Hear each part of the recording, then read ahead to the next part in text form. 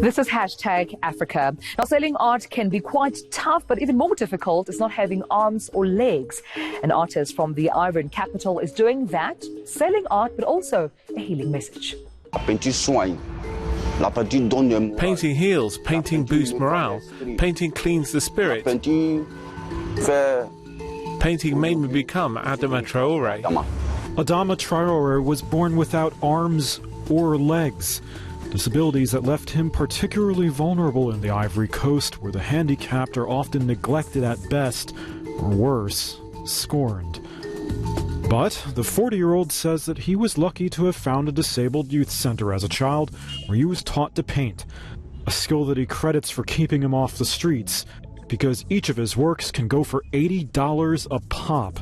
If I didn't paint, I don't know what I would do. I can't be a carpenter, I can't be a mason, but I do paint. If I'm just sitting here, people would say, this one is doing nothing, he's a beggar. But when they see me working, they're saying, this one is a worker.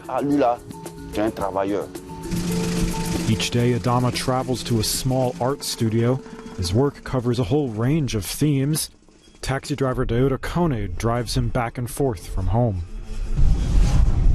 Honestly, money doesn't matter. It's courage. When I see him, a man like this, every morning he gets out. Because he's our brother, we reduce the price.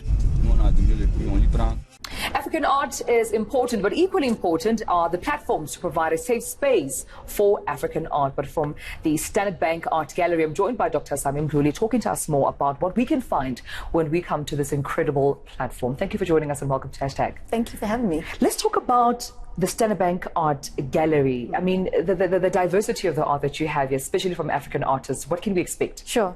So, I mean, I think this goes into what the gallery has been doing for a number of years now.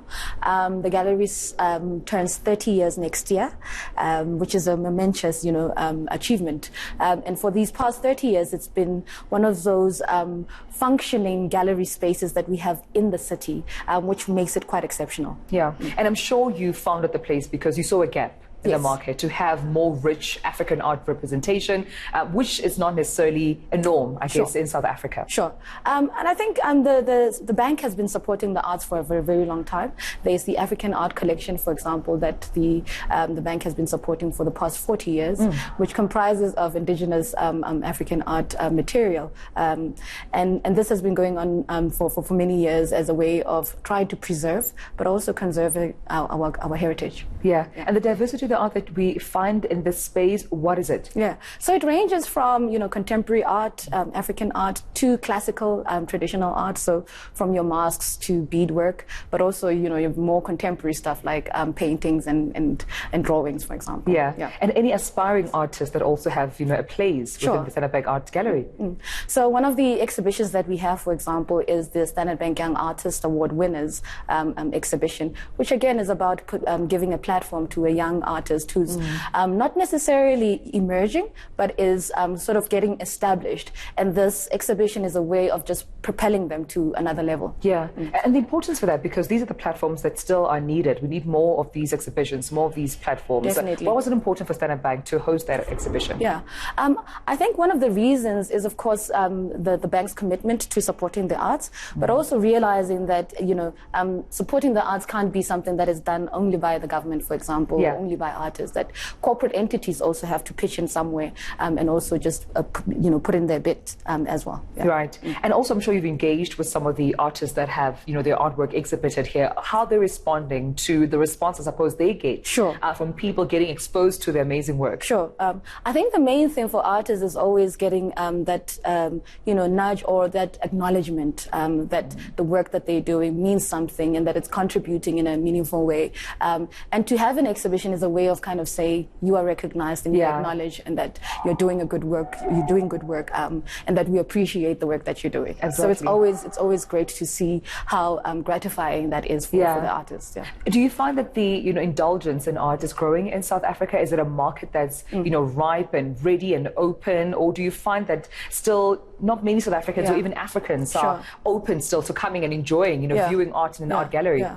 No, definitely. I mean, I think creativity has been, always, an aspect of African culture that makes us distinct, really, from the rest of the continent or the rest of the world. Basically, it's our creativity that makes us distinctly different from, other countries, for example. And so I think because of that, Africans are realizing that they have something to offer that you can't get anywhere else. And from fashion to music, I think you can see how Africans have been contributing not only to the fabric of creativity worldwide, but also in the continent. Right. You are placed or situated in the heart of Johannesburg. Just not far away from here, we have Newtown. The former Sapphire Town. These are quite artistic, surroundings. Which is intentional in making sure that you're also surrounded by, an environment or a geographic environment, which is very artistic in South Africa. Yeah. I mean, I think the way the gallery is placed is quite critical in the sense of how it relates to the rest of the city. Of course, it's based where Standard Bank had its headquarters. Now there's two headquarters, which is Rosebank and here. But it was important to have this space functioning as part of the fabric of the city, if you know what I mean. Yeah. All right, Dr. Sami, thank you so much for your time. Thank you. All right, then. Well, that's where we'll leave our conversation at that. Make sure you come through to the Standard Bank Art Gallery. Enjoy beautiful African art. There's a diversity and wealth of art that you can indulge in. But for now, though, let's take a look at some of the news and headlines coming from the continent of Africa.